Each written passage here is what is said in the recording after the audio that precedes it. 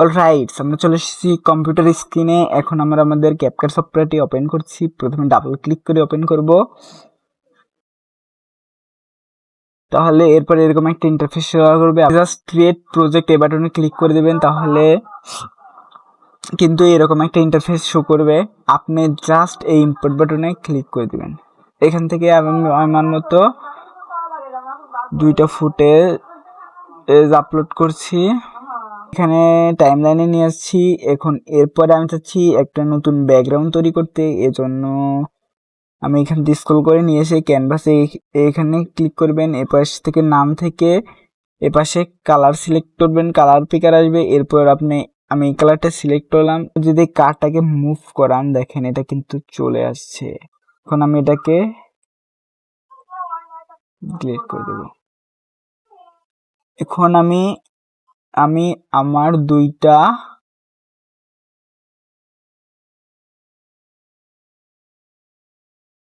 তৈরি করার জন্য আমি এই রেড কার্ডটা দিয়ে অ্যানিমেশন করব। এখান থেকে ড্র্যাগ এন্ড ড্রপ করে আবার টাইমলাইনে নিয়ে আসছি। এখন এটাকে সাইজটা একটু দেখেন, ডিসপ্লের গাড়ির সাইজটা কমাবো, এজন্য গাড়ির উপর ডাবল ক্লিক করব।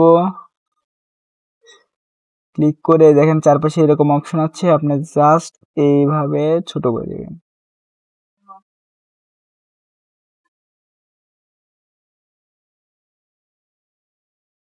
আমি চাচ্ছি গাড়িটা প্রথমে স্থির থাকবে, একটু পরে এইভাবে এপাশ কর্নার থেকে এপাশে গাড়ি মুভমেন্ট করে এই পাশে আসবে।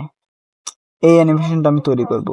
এই অ্যানিমেশনটা তৈরি করার জন্য আমি প্রথমে প্লে হেডটাকে একটু হালকা সামনে নিয়ে আসবো। এরপর থেকে পজিশন কিফ্রেম অ্যাড করব একটা, দিয়ে একটু সামনে এনে এইখান থেকে কিবোর্ড থেকে শিফট চেপে এভাবে দেব, যাতে এদিক ওদিক নাড়াচাড়া না করতে পারি। এভাবে আমি এই গাড়িটাকে কর্নারে নিয়ে আসবো। That's it. এখন আমি যদি প্লে দিই অ্যানিমেশনটা,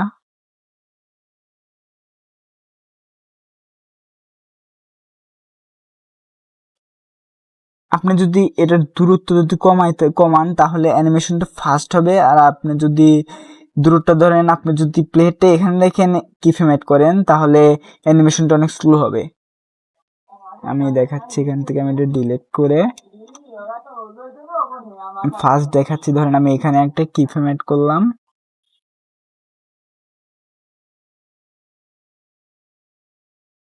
এবার প্লে দেখেন, গাড়িটা কিন্তু খুব ফাস্ট মুভমেন্ট হচ্ছে। এরপরে যদি আমি এটাকে একটু দূরে নিয়ে শিফট চেপে মুভমেন্ট করাই, এরপর যদি প্লে দেই, তাহলে দেখতে গাড়িটা কিন্তু খুব স্লো মুভমেন্ট হচ্ছে, মানে এ পাশ থেকে ও পাশে আছে স্লো। এরপর আমি একটা পাঙ্গাস মাছ নিয়ে অ্যানিমেশন করব। এটাকে আমি ব্যাক স্পেস চেপে ডিলিট করে দিচ্ছি। এরপর আমি আমার পাঙ্গাস মাছটিকে ড্র্যাগ এন্ড ড্রপ করে টাইমলাইনে নিয়ে আসবো। এরপরে পাঙ্গাস মাছটিকে অনেক ছোট করে দেব, ছোট করে দিয়ে একবার কর্নারে নিয়ে আসবো, একটু বাহিরে দিয়ে দেব। এরপরে আমি চাচ্ছি পাঙ্গাস মাছটি এইখান থেকে এ পাশে আসবে। ঠিক, এটা মাছটিকে অ্যানিমেশন করার জন্য আমি একটু প্লে হেডটাকে সামনে নিয়ে আসবো, এখানে আনলাম। এখান থেকে এনে আমি একটা পজিশন কিফ্রেম অ্যাড করব। এরপরে আমি প্লে হেডটাকে আবার সামনে নিয়ে আসবো, এইখানে নিয়ে এসে আমি শিফট চেপে পাঙ্গাস মাছটিকে সামনে নিয়ে যাব।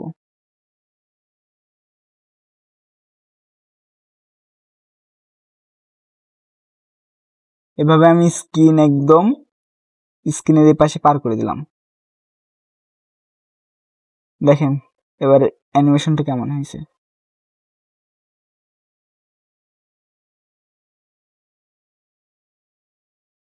আমি চাচ্ছি মাছটি প্রথমে এখানে ইনভিজিবল হবে, একটু পরে আর ভিজিবল হবে। এজন্য আমি এই পাশে অপাসিটিটা একদম একবার 0 করে দেব।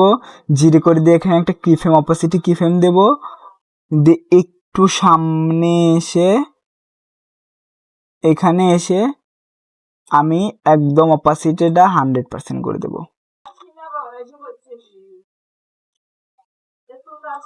আমি চাচ্ছি যখন মাছ বরাবর আসবে তখন সে একটা রোটেট করবে, এজন্য এপাশে রোটেট অপশন আছে, রোটেট অপশন একটা কিফ্রেম অ্যাড করে দিবেন, দিয়ে প্লেহেডটাকে সামনে নিয়ে আসবেন, এইখানে আনবেন, এনে আপনি আপনার ইচ্ছা মতো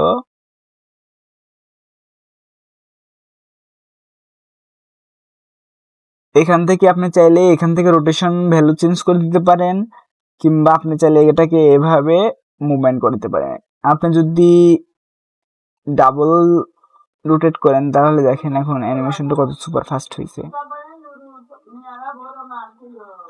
মাছটা কিন্তু এখান থেকে এভাবে সাই করে রোটেট করছে, রোটেট করে আচ্ছা বলেন তো যখন পুকুরে মাছগুলো সাঁতার কাটে তখন কিন্তু সে একটা রোটেট করে সামনে কিন্তু তার দেহটাকে আর প্রসারিত করে। এজন্য আমরা যখন মাছটি রোটেট করা শেষ হয়েছে আমরা এখান থেকে একটা স্কেল ভ্যালু অ্যাড করবো, এজন্য এখান থেকে স্কেল কিফ্রেম অ্যাড করলাম। এখান থেকে একটু সামনে প্লে হেডটা দিয়ে আমি স্কেল মাছে এটাকে একটু বড় করে দেব।